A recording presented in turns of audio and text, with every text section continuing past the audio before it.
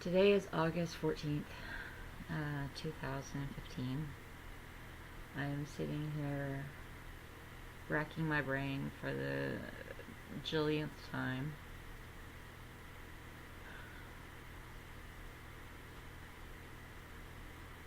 I've devoted the last 3 years of my life to investigating a crime that was obviously not well investigated,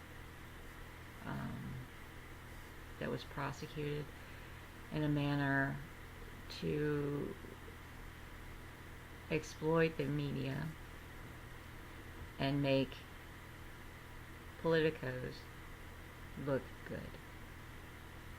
My friend Patrick, Poff, as I knew him, Patrick Gonzalez, is a scapegoat. He's a scapegoat of his own making.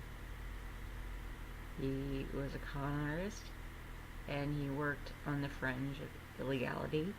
I knew him to be a drug dealer, a trafficker, and this was a number of years ago. While I didn't like Patrick, I did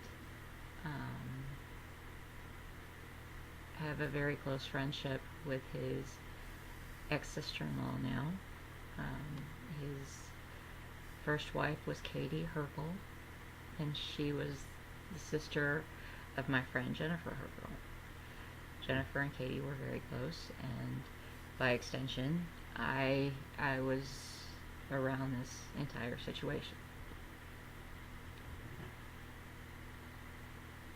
Patrick and Katie obviously got married. They had a daughter, Bella, and things went sideways, and as things do. And his daughter was taken away from him, and Katie moved to South Florida. Patrick has since remarried to Tabitha, who had 4 children at the time. Had 2 little boys. They are little miniature versions of him, which is completely funny. One of them recently had to have open heart surgery. He is 8 years old, I believe. But he had to do that without his father being present or even being able to contact him.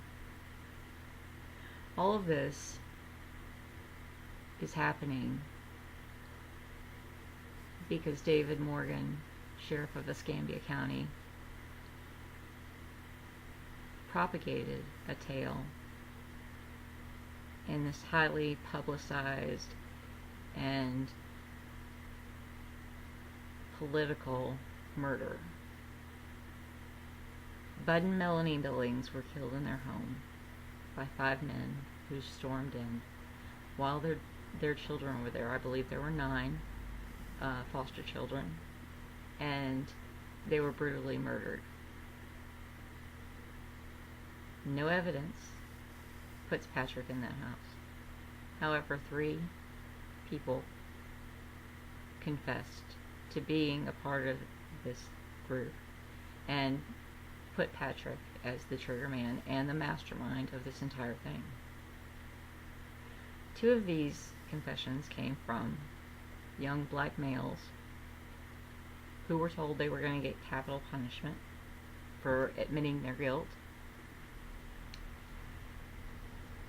They were essentially bullied into their confessions.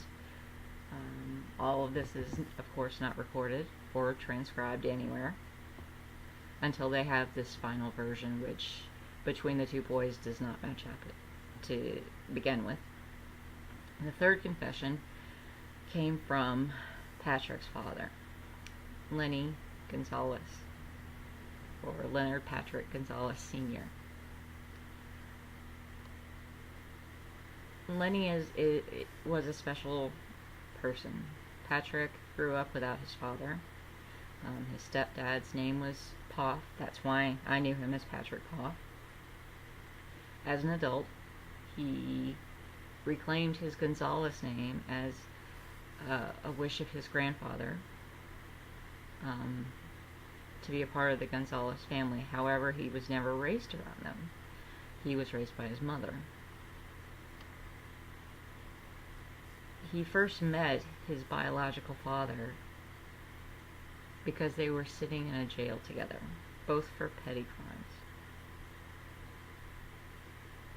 And he was an adult. Patrick was. When he met Lenny, he met a very broken man.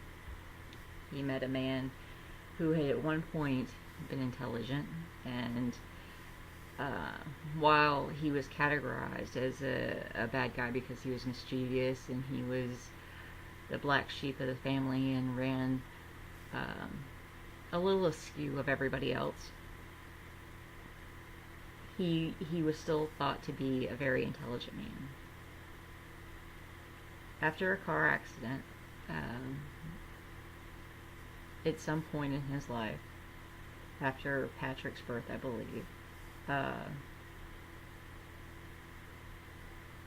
he had suffered complete, I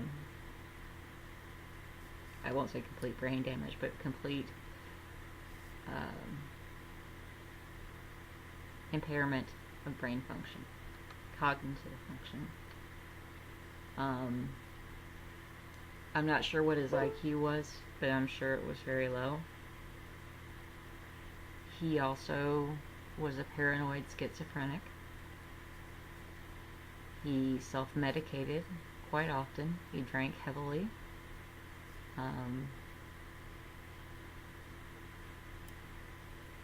There have been allegations that he was making meth in the van in question that is said to have been used in the crime at the time of the crime. What is known is that when he was interrogated by police, Lenny had been up for 3 days. He had been high on meth. He assumed that when the deputies got there that they were there because Patrick had sent them in some kind of an attempt to get him busted for doing meth, to get him to stop that. In other words, he thought Patrick was intervening on his behalf and had called the police to try to get him to stop using drugs. So when the police show up, obviously, Lenny, paranoid already, is completely confused. He doesn't know what has happened, and he starts immediately saying, "This is Patrick's fault. Patrick did this to me." Well, in doing so, he was just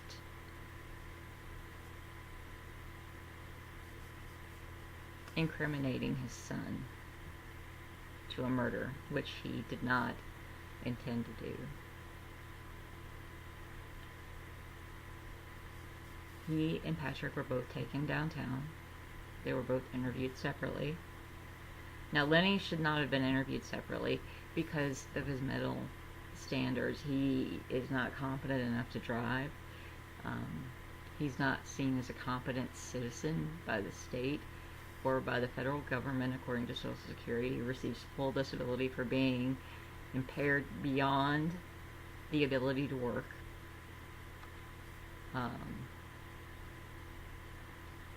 So when people have him wrangled in a room with 3 days worth of sleep deprivation and his paranoid schizophrenia, that in and of itself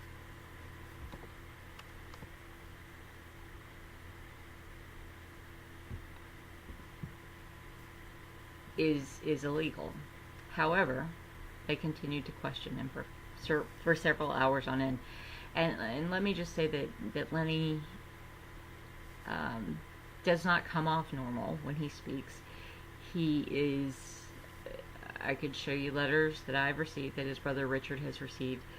There is no point in which a rational person could have sat down with him and actually thought he was rational as well. That was never a possibility. So to hear that he had confessed and then implicated his son was a little disturbing. That in and of itself proves to a great many people, along with Patrick's colored past, that he committed this murder. The problem with that is that the DNA does not say so. Bud Billings had surveillance cameras in every room of his house. He had 16 cameras, I believe, and the murder was caught on surveillance. While all of the attackers are covered, their faces are covered, you can see clearly that Bud grabs the guy who inevitably ends up fatally shooting him and attempts to subdue this man. Well, the DNA underneath his fingernails corroborates that. The little boy that was in the room at the time, who had Down syndrome, corroborates that. The problem is that DNA does not match Patrick Gonzalez, which is contrary to everything that has been submitted as far as the confessions.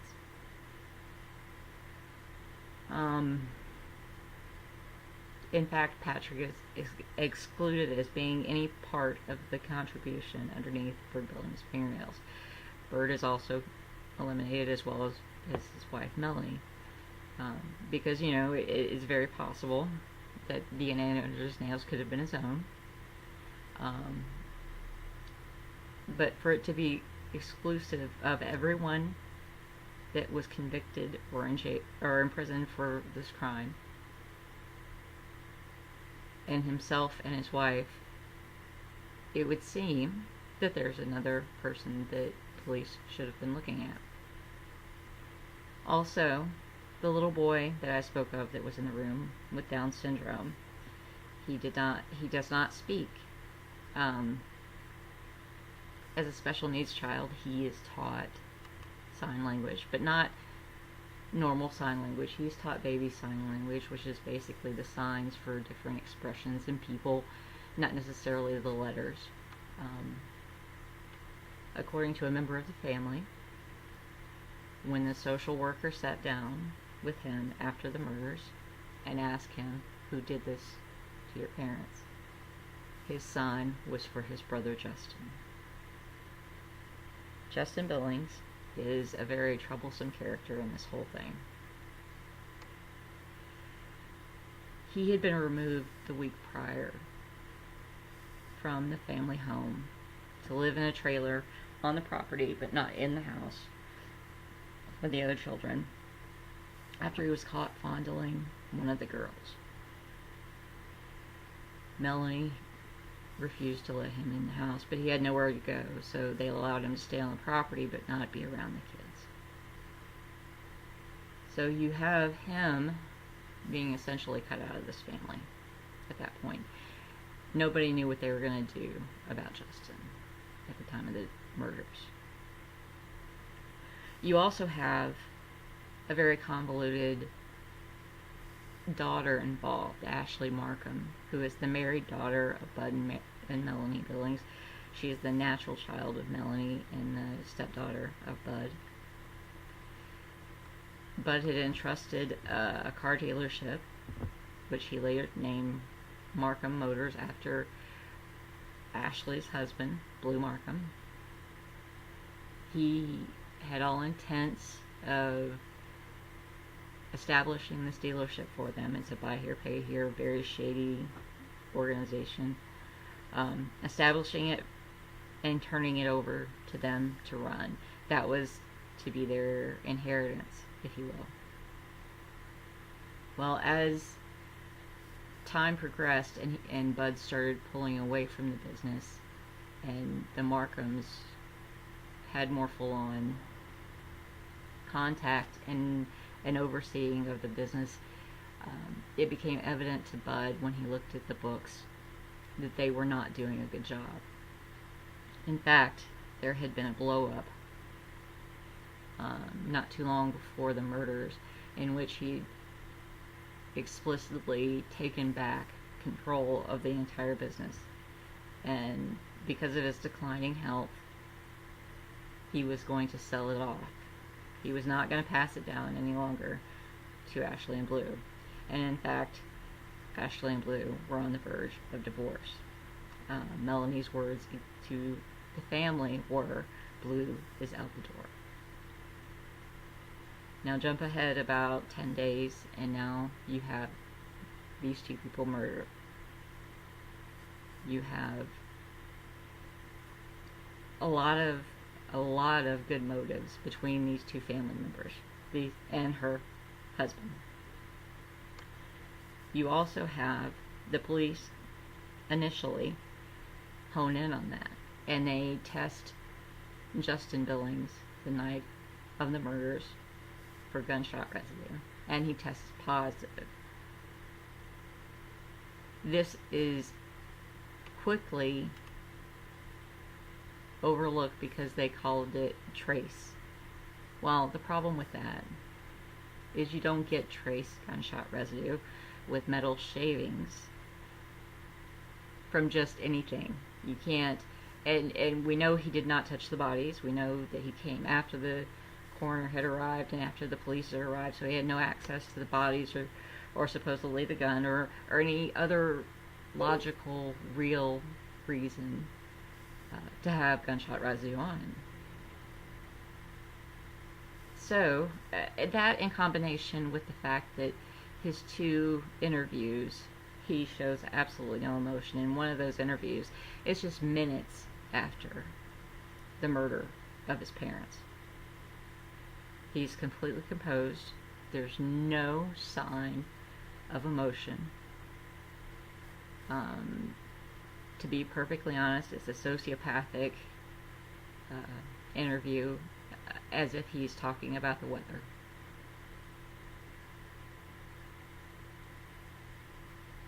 Three days after this murder, with the authorities investigating Justin, and having found a red van that matched the description of the van on the video at a way station less than 2 miles from the house, the entire story stops there. They never take that van into custody. They talk to Blue Markham, who again owns a car lot, and he claims, before anybody knows anything about Patrick Gonzalez, that he sold the van that's on the video to a man named Cab Tice, who owed Bud Billings roughly $45,000 and was not paying. He was being pursued. Bud was going to take legal action against him. So you have a man with a monetary motive who has a van. You have a son with an anger issue about to be cut out of a huge chunk of family money and honestly his entire livelihood, because he lived on the property. He was provided transportation by Bud. He did all of everything that Justin had to live on was provided by Bud. So you have all of this being threatened to be taken away, as with Ashley Markham. You have this van at this way station, and you have very viable suspects. But then a very strange thing happens. A news conference comes on, and the investigators who are out investigating in the field see the news conference, and they see during the news conference Sheriff Morgan holding up a picture of 6 individuals profile pictures, obviously from driver's license, um, with names, and he gives as much information about these 6 people as he can to the news. And he says, these are the people that did it. Now keep in mind, the investigators that are actually working leads have not heard this information before. This is new to them. They are out in the field, and they're seeing this on TV. And they're having people now respond to them by saying and referencing the people on TV. So now them feeling, because they were both, most of them were not familiar with homicide investigations, especially ones of this kind of magnitude, they're feeling a little bit incompetent. So they start chasing what Mr. Morgan has fed them, these leads. And these 2 black boys end up coming in, confessing, basically telling this story for them. And then, of course, the next person they go to is Lenny. And then this case is over. Even though they find later that a man named Hugh Wiggins, who was Patrick's employer, I guess you could say, in his dealings with drugs, he was in possession of the gun. He was in possession of all the bloody clothes. He was also in possession of the only thing taken from the robbery, which was a safe. Yet he's never charged with a crime. In fact, he makes an immunity deal in which he says that I know that all these things happened and that Patrick did it because Patrick told me. There's no evidence to corroborate that. Yet all of these different things converge, and they are sold to the public, and the public buys it because, again, many people knew Patrick. Many people knew the kind of person he was, that he was considered a low-level gangster wannabe thug, kind of, on the rough edge.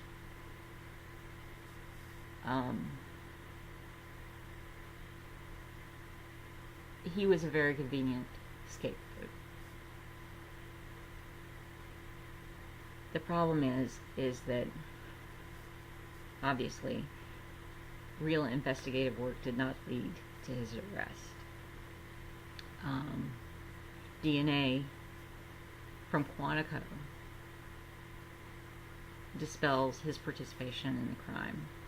His DNA is found on his things taken from his house and his van, which was not the van used in the crime.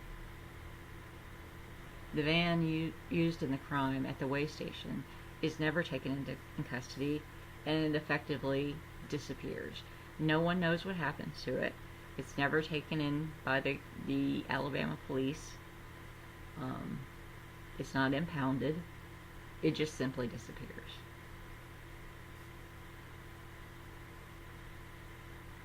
So now Patrick is on trial. The trial for his life lasted 3 days. His public defender, John J. Gontarak, was elected judge in the middle of his case, or was going up for election for judge. So he had to recuse himself by the end of the case. But they had confirmed with Patrick that the state had no evidence to put him in prison. And the best course of action, naturally, was not to put on defense. So nothing was ever addressed by his defense team. And consequently, he is on death row. Come to find out, months later, another lawsuit comes up. Sheriff David Morgan has been openly greeting jurors as they come in for their jury service and shaking their hands and telling them, I've done my part, now it's your turn to do yours. The insinuation there is that the jurors are being entrusted to put these criminals in prison. This is a heavy bias, and while nothing really progressed on this, several judges condemned Morgan, forcing him to stop greeting the jurors. But that in and of itself should be reason for a mistrial. Patrick's first appeal, his direct appeal, was also handled by a state-appointed attorney who honestly told me that he did what he had to do, but he was not doing any more. Now we have Capital Collateral, who's invested a lot of time, and even an investigator that worked homicide for a number of years, who I thought was a very good friend of mine, Carlos Rodriguez. I worked with him on the case and the people involved, only to find out that after all this time and having worked with him and him being in complete agreement with all the injustices in this case a couple of weeks ago, decided that he was severing his contact with me, and that the pursuit of this appeal was going to be based on an insanity mitigation. No longer were they chasing innocence, they were chasing to prove psychological mitigating factors. Now this is not acceptable for Patrick because he has 3 children, and as he put it, does it matter if your children think you're a murderer or a crazy murderer? Is there a distinction? And I guess the case is no. So I'm here asking anybody who can help, who has 5 minutes of time or $5 to contribute, to please help me fix this. This is a political event that is going to take someone's life who is innocent. He's not sympathetic, but he's innocent. And that cannot happen. I have been working round the clock, full time, for 3 years. I am a logical person who had no love for Pat.